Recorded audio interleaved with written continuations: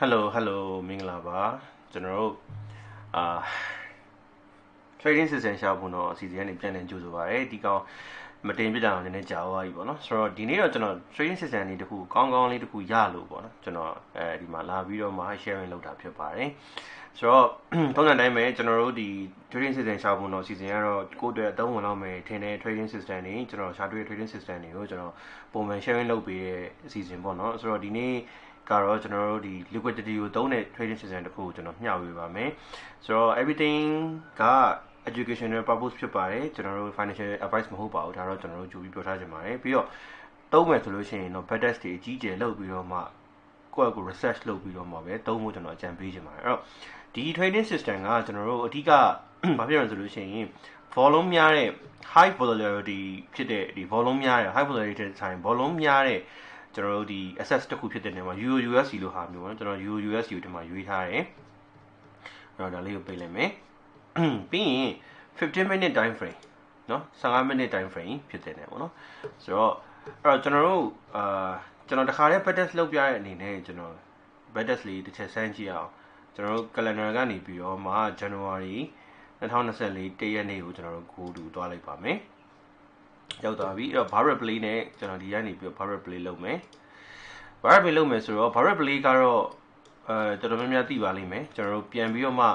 replay ပြန်ပြတာပေါ့နော် okay အဲ့တော့ကျွန်တော်တို့ဒီအတွက်ကို indicator ကျွန်တော်တို့နှစ်ခုထည့်ပါမယ်ပထမတစ်ခုက session မှာ session indicator ဖြစ်ပါတယ်အဲ့တော့ session indicator ကျတော့ session indicator ဆိုတာကဘာလဲဆိုလို့ရှိရင်ဒီလိုမျိုး Asian session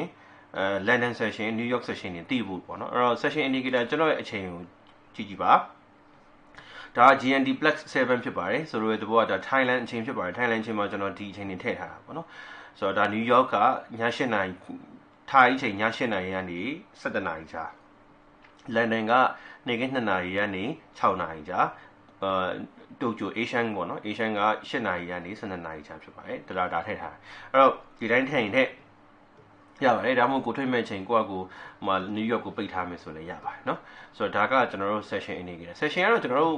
time of day မှာဘယ်အချိန်ရောက်နေလဲကျွန်တော်တို့သိဖို့တက်ပေါ့နော်ဒါဒီ strategy မှာ main အရေးမကြီးပါဘူးเนาะအဲ့တော့ဒုတိယ indicator ကတော့ကျွန်တော်တို့တကယ်သုံးမဲ့ indicator ပါ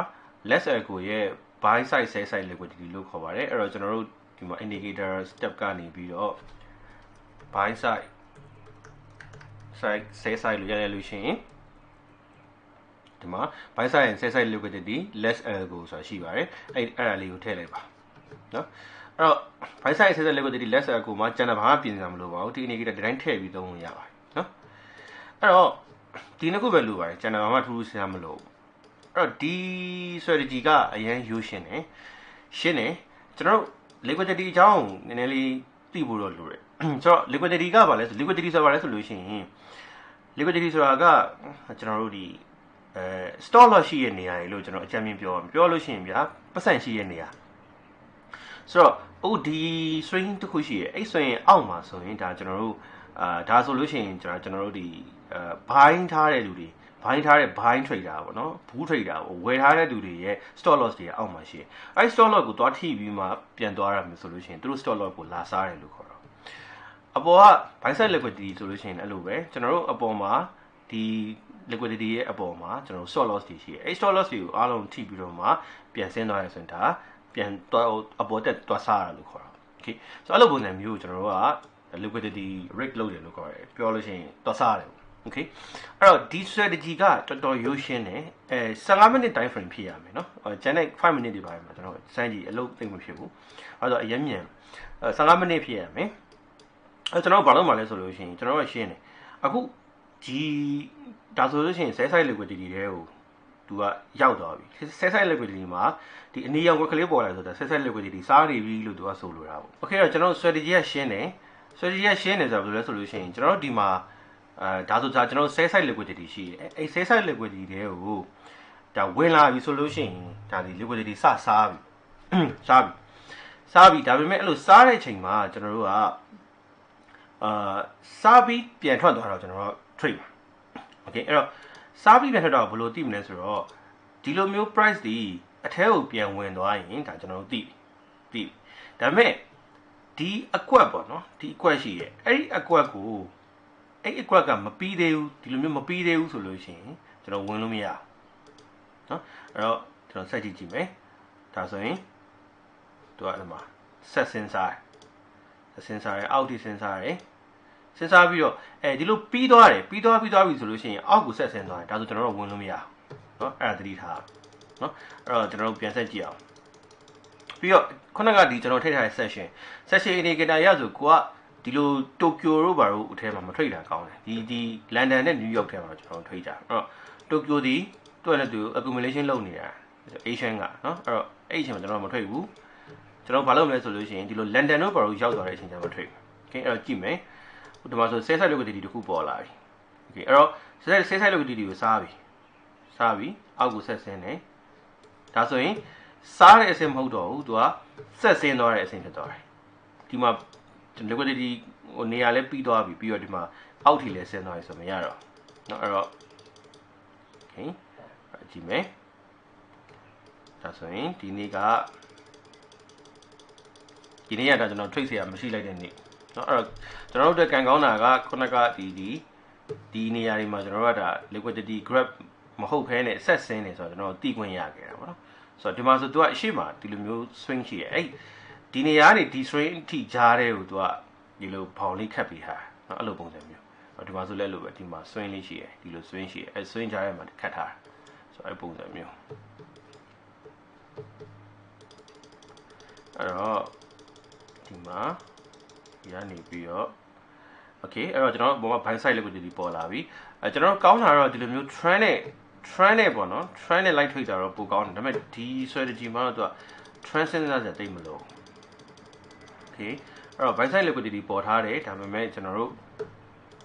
ဒီနေ့လည်း opportunity မရလိုက်ဘူးအဲ့တော့အမြဲထွေးလို့ရနေမှာမဟုတ်ဘူးเนาะ15မိနစ်ကန်တဲ့ဖြစ်တဲ့ကြောင့်အမြဲထွေးလို့ရနေမှာမဟုတ်ဘူးအဲ့ဒါတခုတော့သတိထားပါ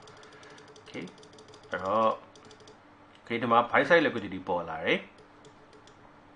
ဒီမှာ Binance liquidity ပေါ်လာတယ်လန်ဒန်ထဲမှာဖြစ်တယ်ပြီးရင်ဒီမှာအောက်ကိုဝင်သွားပြီးပိတ်သွားတယ်အဲ့တော့ကျွန်တော်နောက်တစ်ချောင်းကြည့်မယ်နော်ဒါဆိုမရဘူးသလားပြန်ထွက်သွားတယ်အဲ့တော့ကျွန်တော်ဟိုဘက်ကအစိမ်းရုပ်ကမပိတ်သေးဘူး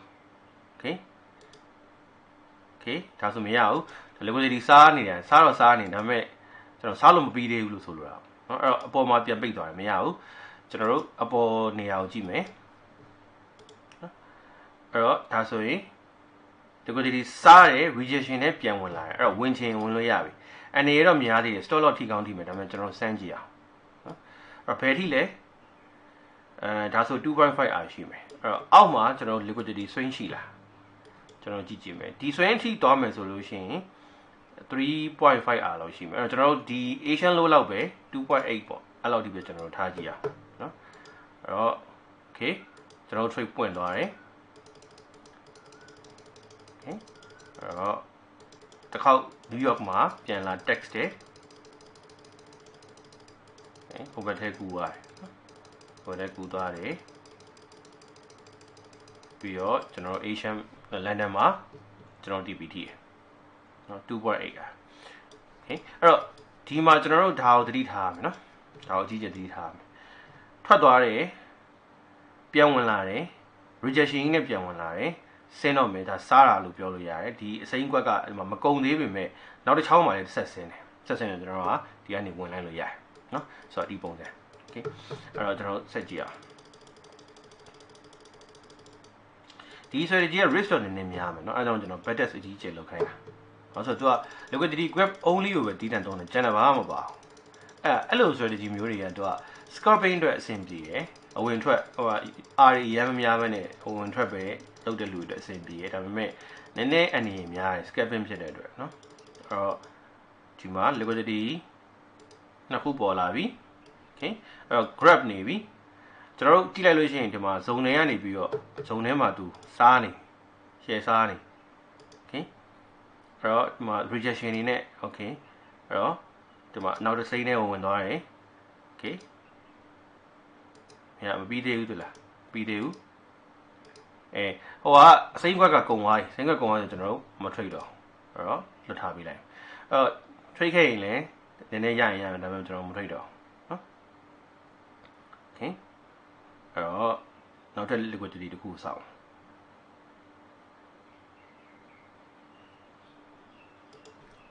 sorry trading view အဲ့တခုရှိတယ်ဒါအမြင်ဟမ် okay အဲ့တော့ကျွန်တော်ဒီမှာကြည့်မယ်ဆိုရင်ဒါဆိုရင်ခုနကကျွန်တော်ဆဲဆိုင် liquidity ကိုတူစားတဲ့ဟာကိုပြတယ်ပြီးတော့နောက်ထပ်ဒီမှာနောက်ထပ်ဆဲဆိုင် liquidity တခုထပ်ပေါ်လာတယ် liquidity နှစ်ခုဆင်းလို့ရှိရင်သတိထားအောင်ဒီလိုထွက်သွားပြီဆိုရင်ကျွန်တော် liquidity နှစ်ခုဆင်းနေနောက်တစ်ခုကိုစားအောင်မလားအဲ့ဒါဆိုရင်ဒီနေရာမှာဆိုရင်ဒါကျွန်တော်တို့က trade မယ်ဆို trade လို့ရတယ်ကြီးတယ်အဲ့လိုကြီးတဲ့ဟာမျိုးဆိုကျွန်တော်အကြံပေးချင်တာကြီးတဲ့ဟာမျိုးဆိုလို့ရှိရင်ဒါမျိုးကြီးရင်ဒီကနေပြီးကျွန်တော်တို့က short lot ကိုဒီထိထားဆိုပြီးရင်ကျွန်တော်တို့ TP သွားကြည့်လိုက် TP ကဟိုးအထိသွားမှကျွန်တော်တို့က 2R ကျော်ကျော်ပဲရတွေ့လားဆိုတော့ကျွန်တော်ဆိုရင်တော့ဘယ်လိုလုပ်မလဲဆိုလို့ရှိရင်ဒီလိုဝင်လဲဝင်ပေါ့နော်ဒီမှာလွတ်လပ်ကင်းဒီအောက်မှာဒီအောက်လိုဟာမျိုးမှာထားဒါမှမဟုတ်လဲနောက်တစ်ခုကျွန်တော်တို့လုပ်လို့ရတာကစမ်းကြည့်အောင်ပေါ့နော်ဆိုတော့ဒီ liquidity line ဒါမှမဟုတ်လဲဒီကန်တွေလောက်မှာအလဲနားလောက်မှာဖြတ်ပြီးတော့နောက်တစ် trade ထပ်ဝင်မယ်ဒါဆိုရင်ရောပေါ့နော်ဒါဆိုရင်ကျွန်တော်ကဒီအပေါ်ထိတက်မယ်ဆိုရင်ကျွန်တော်ကအာများသွားတယ် 4.8 ရရတယ်နော်ဆိုတော့ကြည့်ကြည့်အောင်ခုနကတွေ့လိုက်တယ်ဟိုအောက်ထိဆင်းပြီးတော့မှ tap လောက်သွားတယ်အဲ့တော့ဒါဆိုကျွန်တော် trade နှစ်ခုစလုံးပွင့်တယ်နော်ပြီးရင် okay အပေါ်မှာဒီမှာ buy side liquidity ပေါ်လာအဲ့ဒါအနေရပေါ့ဘာလို့ကျွန်တော်တို့ဒီ buy side liquidity မှာကျွန်တော်တို့အောက်ထိပြန်စားနိုင်ကြီးရှိအဲ့တော့ဒီမှာပေါ်လာလို့ရှိရင်ပိတ်ရင်လည်းပိတ်လိုက်တော့ပေါ့နော်ဟုတ်တယ်ပထမ trade ဆိုပိတ်လို့ရတယ်နော်အဲ့တော့ပိတ်နော်နှစ်ခုစလုံးကျွန်တော်တို့ TPT နော်ဒါက 2.5 ဒါ 4.8 ပေါ့နော် okay အဲ့တော့ပြီးရင်ဒီမှာဒီကောင်ကကျတော့ liquidity စားတာမဟုတ်တော့အားကြီးနဲ့တက်တာဖြစ်သွားအဲ့တော့သူ့ကိုတော့မထိတော့အဲ့ဒါပြီးနောက်နေ့အမြင်နှိပ်တဲ့ဟာလည်းသတိထားရမယ်။ဟောအမြင်ပေါ်လာ။အဲ့တော့ကြည့်မယ်။ဟုတ်ကဲ့။ဗီဒီယိုအရင်ရှိပါမှာဆိုကျွန်တော် example အနေနဲ့ပဲနည်းနည်းပဲလုပ်ပြမယ်နော်။တော့ကြာဗီဒီယိုကကြာနိုင်နေချင်နေပါဆိုလို့ okay ။အဲ့တော့လောဆယ်ဒါဆိုရင်ဒါကျွန်တော်အောက်မှာဆဲဆိုင် liquidity ပေါ်လာပြီ။ liquidity ထက်နေအဲ့နားတွေကိုသွားစားမလားကြည့်မယ်နောက်နေ့ကျမှliquidity နှစ်ခုပေါ်ထားတယ်ကြည့်အောင်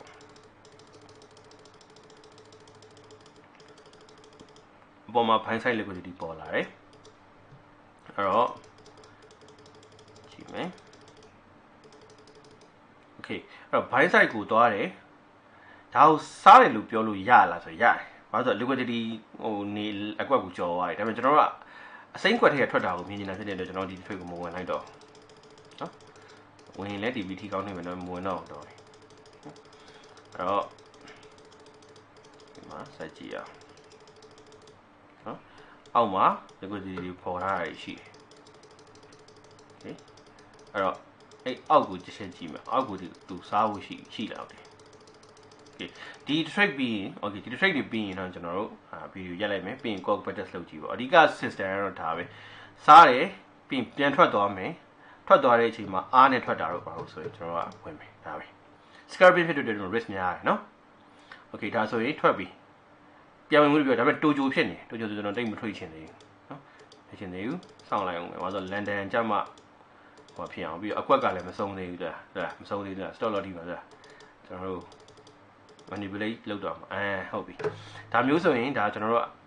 ပြီးသွားပြီစားပြီးသွားပြီလန်ဒန်ကျအထဲပြန်ဝင်သွားတယ်လို့ပြောလို့ရတယ်အဲ့တော့ကျွန်တော်တို့ဒီမှာဝင်မယ်ဝင်ရင်အလယ်နားလောက်ကဖြတ်ဝင်ရင်လည်းဝင်မယ်နော်ဟုတ်လဲဆိုတော့နည်းနည်းကန်တယ်ကြီးရယ်โอเคဘယ်ထိလဲ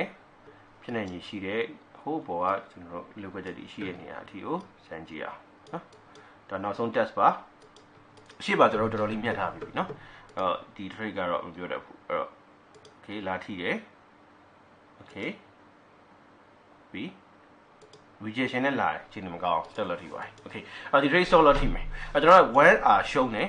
ဘာလို့လဲဆိုတော့ကျွန်တော်တို့ခုနကကျွန်တော်တို့ rules မှာရှိရဲ့ဒီအကွက်ပြီးသွားရင်မဝင်နဲ့ဆိုတဲ့ဟာကိုကျွန်တော်ဒီမှာဖောက်ဖြတ်မိတယ်ဆိုတော့အဲ့ဒါလေးတစ်ချက်သတိထားအဲ့တော့ကျွန်တော်အကြီးကျယ် bet လုပ်ကြည့်ရပါမယ်အဲ့တော့ရှေ့မှာတော့ကျွန်တော်ကဒီမှာ 1R ရှုံးနေမယ်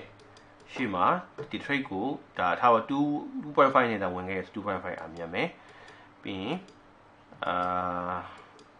ဒီမှာက 2.8 အမြတ်တယ်နော်အဲ့တော့ကျွန်တော်တို့ဒီနိုင်မှာမဝင်ခဲ့ရအောင်ဝင်ကဒီဇင်ဘာရောက်ဝင်ခဲ့ရအောင်โอเคအဲ့ကျွန်တော်တို့ဒီမှာ 2.5 ပြီးရင်ဒီမှာ sorry 2.8 divided by 2.5 အကယ်၍အောက်ကနေဝင်မယ်ဆိုရင်ကျွန်တော်တို့ဟိုပါပေါ့ 4R လောက်မြတ်တယ်ဒီမှာ1ရှုံးနေဆိုတော့မစိုးဘူးပေါ့နော်အခု trade လောတဲ့ bet test လုပ်ရတဲ့အထက်မှာအဲ့တော့စမ်းကြည့်ပါ bet test တွေချလုပ်ကြည့်ပါ rules က simple ဖြစ်ပါတယ်ဒီ liquidity စားပြီးတော့ပြတ်ထွက်သွားရင်ဝင်ပါမယ်ဒီလိုအကွက် liquidity ကွက်ကြော်သွားရင်ကျွန်တော်တို့ rules ကိုကျွန်တော်တို့ကိုယ်တိုင်ဖောက်ဖျက်ပြီးခုနကဆန်းလိုက်မိရဖြစ်တဲ့အတွက်အောက်ကိုဆင်းသွားတာတွေ့တယ်တော့ဒါဒီကျွန်တော်တို့ရှုံးနေတယ်ပေါ့နော်ဆိုတော့အကယ်၍တိုကျိုထဲမှာဆိုလို့ရှိရင်မဝင်ဘူးလန်ဒန်နဲ့နယူးယောက်မှာဆိုဝင်လို့ရတယ်โอเคအဲ့တော့ဒါကကျွန်တော်တို့အတိတ်ရှာတွေ့တဲ့ system တစ်ခုကိုကျွန်တော်လာပြီး share လုပ်ပြရဖြစ်ပါတယ်ခင်ဗျကျေးဇူးများကြီးတင်ပါတယ်မင်္ဂလာရှိနေပြီဖြစ်ပါစေเนาะ